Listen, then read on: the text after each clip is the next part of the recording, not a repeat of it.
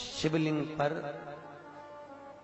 बेलपत्र चढ़ाना, जल चढ़ाना, इसका भी एक नियम होता है कि शंकर जी पे शिवलिंग पर जल कहाँ चढ़ाया जाता है। सबसे पहला जल अगर शंकर जी को चढ़ाने जा रहे हो तो शंकर जी के जो चरण है, जहां से पानी नीचे गिरता है, उसके सीधे वाले भाग पर, अपने हाथ का सीधा भाग, वहां जल चढ़ाओ।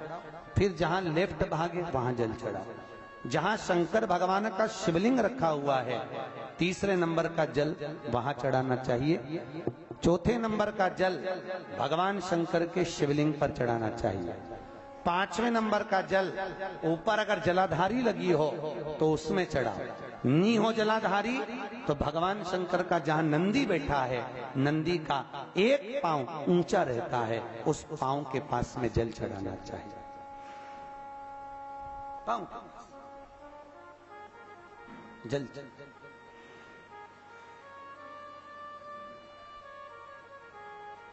चरण के पास में। ऐसे 5 स्थान दिए हैं जल चढ़ाने के लिए।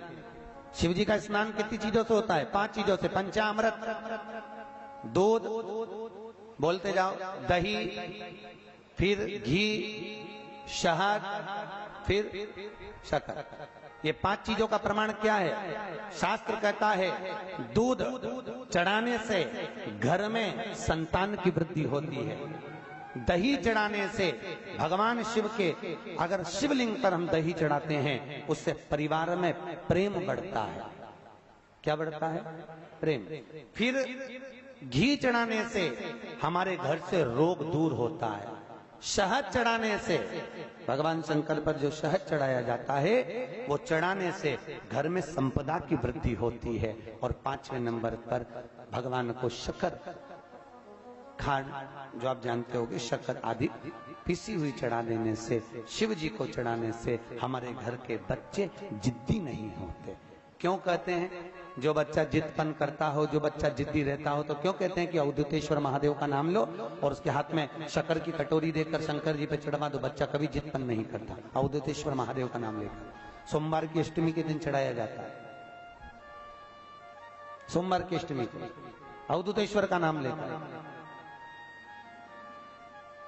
क्यों कहते हैं? जो बच्चा बार बार बीमार पड़ रहा हो, बार बार सर्दी हो रही हो, बार बार बीमार पड़ रहा हो, खांसी चल रही हो, बार बार हॉस्पिटल लेकर भागना पड़ रहा हो बच्चे को, छोटा सा अगर बच्चा है, 8 साल के अंदर बच्चा है और बीमार ज्यादा पड़ रहा है, तो आटे का दिया बनाओ, 4 बत्ती रखो, उसमें तिल्ली का तेल डालो, अवधूतेश्वर महादेव का नाम लेकर बच्चे के ऊपर से 21 बार उतारो और किसी चौराहे पर ले जाकर रख दो। जिंदगी में बच्चा कभी बीमार नहीं पड़ेगा, बच्चा स्वस्थ रहे, आनंद में रहे,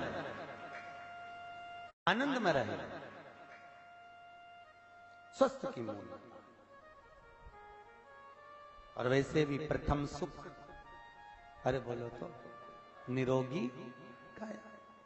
घर का प्रथम सुख निरोगी काया। व्यक्ति अगर धन की मूलता नहीं है, साफ पैसा अपनी जगह पर है, फिर निवेदन करता हूं, धन अपनी जगह पर पड़ा है, सबसे पहला है परिवार में सब स्वस्थ रहे, सर्वे भवन्तु सुखी।